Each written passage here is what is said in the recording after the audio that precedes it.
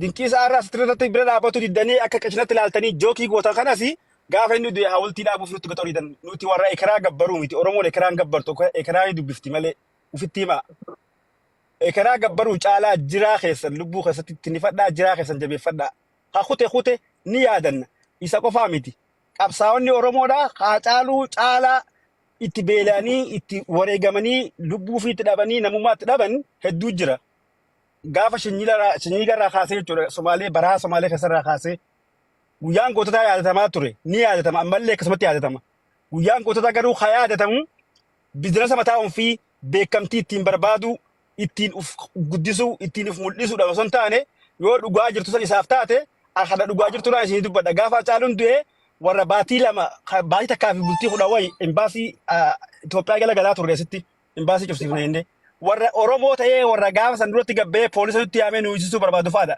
warri irraa caaluudhaaf gabbaanee caaluudhaaf konsartii waa goonee faawundeeshinii jirraa faawundeeshinii jinnii faawundeeshinii jirraa caaluun gaafa jiru jirtu nuun jee jira amma jirraa faamiliin yoo gama jaartii acaaluutiin haadha manaa isaatiin taate Oromoo waan godhuu qabdu maatii acaaluu bira dhaabbachuudha sun asirraa immoo biizinasa dhuunfaa ofiitiif ittiin beekamuuf naggada mataa ofiitiif kiisha fi guuttachuudhaaf Oromoo jaanjessuun dhaabbatu qabdi yoo acaaluu yaadatu taate guyyaa acaaluudhaa Oromoon guutuun ni yaadatti walitti himuun barbaachisu Oromoon hangi doofan haa oofatu kuma doofee akkuma rafetee haa jiru qaroon immoo hin rafne Oromoon takkaa goota ofiin daganne Oromoon takkaa rakkataa ofiin daganne ni yaadannaa haa yaadannu immoo karaa nama guddisuutiin miti karaa isa guddisuutiin karaa isa kabachiisuutiin akka Oromummaan nurraa feetutti goota keenya yaadannaa ittiin naggaduun haa dhaabbattu jechuun barbaada gabaabumatti ittiin naggaduudhaaf yoo taate nagganni haga sana duraatu kan isiniin godhin guyyaa tokkicharraa kanaan isin tujjaaramsu dhiisaa maqaa acaaluutiin naggadu maqaa acaaluutiin naggadanii obs kan keempuradha daqiiqaa keempuradha siifin kallakkisaayee maqaa ajandaa acaaluu juun maqaa ajandaa obs maqaa ajandaa guyyaa acaaluu juun Afrikaa jirtanii turkii kan keetu akkuma godhataatiin reefu ani maa diaspora jirtanii tikeetan irraa murii asna deebisin jechaa tureewu asna dhageenye malee maqaa acaaluu hundeessatiin guyyaa arraan tana artistii dinqiisaa dabalaa dogoggorsiisuuf gufachiisuudhaaf wanni hin godhamin hin jirtu ajandaa sadiitu gadarbame sadeenuu ittiin milkoonni fuuldurallee milkoottan warri shiraan deemu haga haqaan hin deemin namni haqaan deeme guuza qabaate kophaa jiraate dhugaan tarabbiiti hayni karabbiiti rabbii tumsaaf tumsan feetu dhugaa waan tarabbii taateef rabbii tumsan barbaaddu jechuu barbaadeeti shira dhiisaa walirratti duuluu dhiisaa wal sakaaluu dhiisaa yoo dhuguma taate gabbaatii rakkataan gisa akka rakkataatti hunda bira dhaabbadha tiima shiraa immoo uf mul'isuuf guddisuuf maqaa Oromootiin naggatu har'allee barullee fuula keessan dura dhaabbannaa is duratti nu gartanii hin milkoottanii wal dura dhaabbannaa tokkummaan humnaa tokkummaa jabeessaa yoo san diddan immoo Oromoo balleessanii wata dhufiif baddan malee Oromoonis hin baddu namni tokkollee kabadu hin jiru akkasitti wadhaa isin jaagalatooma. Galatoomi tiruun baddu asumatti waat si dabalu jecha lama cuudhu jechi lamaan dubbadhu Marco salam qoy abbaa biyyaa lakkinan qabu Marco salam qoy abbaa biyyaa ati sila bari yeroo addara wal Amataraa eegganneet join gootee baata sila jechuudha amma erga sagantaan xumuramee dhuftee dhukkee nurraa kaasaa jirta malee sila akkasuma turte hin dubbanne kottaa agarsi na galchaan jenne anyway ani kanan jedhu artista caaluun erga gaafa du'eeti rabbii na galatu waggaa waggaan ayyaanessaa jirra waggaa waggaan kabajaa jirra mee as ga'ee maaluma gaafa artist dinqisaa hojii warra xiqqoo guyyaa tokko gargar gaafaafu maaltu akkas isin maraacheetiyyuu waan ajaa'ibaa uumuuf deemtumoo fooqii ijaaruuf deemtumoo warra maatii caaluuf mee waanuma isin gootan kana ilaaluun deemaa jiran goofandimii jabaa wayii ijaaruuf deemaa jirtumoo moo waan haaraa wayii maal uumuuf deemaa akka jirtan I can wait argumaaf dhugaa baay'ee tokkoon tattaafachaa jira guyyaama borimee waan isin uumtan dhugaa rabbii maatii haa caaluuf agam sappoortii akkasin gootan dhugaa rabbii mee ilaalla garuu yoo itti qabataaf cidhi wallaa jiraa jedhe Oromoon itti qabataaf dubbii Oromoo kana gara balleessuuf yoo kaattan irraan kana fi sunis Oromoodha qoy dinqisaa maatii Hacaaluutii miti exactly kanaafi artisti dinqisaan osoo dheengadda du'eera ta'e gammachuu keessanii jechuudha garuu rabbii na galatu akkuma ta'e Dandamatee Amma haadha. Marcos carraan ulaa dhagama. No. Jennaan amma As turte. osoo Amma haasofitaniitti sagantaan farsa humnaan deemu dhufte malee. jirtan. Hold on. Sagantaan humnaan dhufte malee. No, Sila as uummataa jechuun guutuu as turte. Maa ajandaan kaasne. Amma erga Marcos fitadhuuti carraadhaan jiraan jiru. Dhagee fudhaa oguu haasoftan namarraa Isaati abbaan biyyaa kaayyoo sagantaa isaanii nuuf namni himu oguu nama kaayyoo sagantaa irraa raasaa afanii nuuf amma himu. sagantaa keenyatti nuuf abbo aga dandeessan mee leenca tokko illee argan hin beekani. Marcos amma orbeeti jira dhaabbo eegatu abbaa biyyaa dubbadhu carraa abbaa biyyaati Marcos amma eegatu kaastan dubbii teessaniin isinii himaa amma waan biraa jirtan ani Oromoodha isin Oromoodha waaniin an godhu yoo isini bareedee ishoo yoo isini fokkote wanni san fokkotaadha hanganatti malee daldala maarree keessa seentanii waan kana qarshii irra baafama malee qarshiin argamu hin jiru abbaan biyyaa suuraa isaa asirra baasee dubbachuutti hin jiru dabree kaayachuutti hin jiru yoo walitti dhufne nan harkitan hin beektan dura taa'u jira adda boru nan beektu beekamtiin asirra baasamu jirtu takka hanga xurii keessa jala hin jiru. Akka Oromootti dhaabbannee akka namni tokko kabajuu qabutti haa deemu karaa dandeenyuun haa goonuudha malee bitanii giiftiin isin kennitan hin jiru bakka san irratti. Yoo dogongora kanaa yaada fannachuu dandeenya. Nama arrabsuun kun xiqqeenya malee guddinaa miti. Ittiin naggadu deemtan yoo hojjetan taate naggadaa miti kun. Beekamtiitti harkachuu deemtan yoo hojjetan taate beekamtii miti waan kana hogguu sostoosnu warri godhu jiru tokko isaanii suuraa isaanii hin qabdan. Fuuldurallee arguun teessan ifillee himuun ta'an. Garaagarummaan jiru kana. Isa immoo dubbachuutti osoo hin jiruun irraa murtanii jechuun gargaaruu barbaachisnaan keessaanis gargaaruu dandeenya. Isa kana har'a osoo hin beekneen gaafa Hacaaluun jiruun beeka isaan. Gaafa Hacaaluun lubbuun jiru gaafa silaa ani isa qunnamuu deemu sababa Hacaaluun jettiin isa qunnamuu dhabii adda baane Finfinnee keessatti. Anaa fi Jaafar Yusuf jechuun nama wareef akkanumatti ganda keessa deemaa oolu miti. Nama wareedhaan wanta jiru miti. Jaafar Yusuf naafiisa bakka waliin nufi duudee irratti sababa Hacaaluun jeetti kun dhokonnee geessee deemu deemee keessummaa ture. Nama tokko osoo isaa nama hin beekne namni si beeku si'aamu daaluu jechuudha Oromoon. Makmaa sirriitti Maarqoosis waan juujee nama waa jechuudha maa waan goone. Qoya babiya akkana miti dubbiin akka Ayyee fitannee. Rabbiidhumaa yoo furree wayyaa. Biqiltuu saafitatu biqiltuu haafitatu. Lola deemuurra tasgabbiidhumaa furra wayyaa. Waan takka laal. Amma tasgabbiitti dubbii jira isaanii beekan akkuma itti furduu kana malee lolatti hin jiran himumatti hin jiraaf isaaniif malee nam takkaan ogguu as jala jechuu jiran barnu dhaggeeffadheetu waan usee deemu jira asii bara. Hin dubbaddu na arrabsanillee hin dubbaddu nama ammin jee deemuun. Dhuunfattumattuu na beekanii yoo na arrabsan nama deebisaa kan nuti. Ammoo wanni kun naggadaa waan jaamu kana akka namni tokko lafaa mooraan ka'ee waan Hacaaluu kana hin goone gad deebisuudha. Nama hedduutu taa'ee yoo waa godhuu fedhe naggada jirtaa waan jaamuuniif waan arraba fudhatu jecha waan kan seenuu dhiisa. Wanni kun wal xiqqeessuudha malee wal guddisuu miti wal xiqqeessu waliin dhaabamsiisu. Abbaan fedhe gabbii baasaatiin waan yoo maallaqa qottaan kannaa jee naggada jira. Garuu yoo qarshii baasee sa'aa rakkoo jiraate naggada jira jaamee mooraalii diiguun barbaachisaa miti. Kana asumataadhaaf.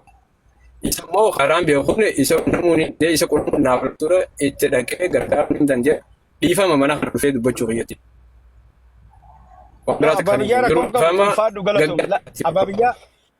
Ababiyyaa ulfaadhu galatoome rakkoon qabu dhiifamoonni gaafatu hin jirtu waan banne amma haasa multi haasaa turre malee dinqiisan siifis obboleessa nuufis obboleessa anaafis obboleessa nulachuu obbolummaa Oromooti waliin nu deenu jechuu kiyya.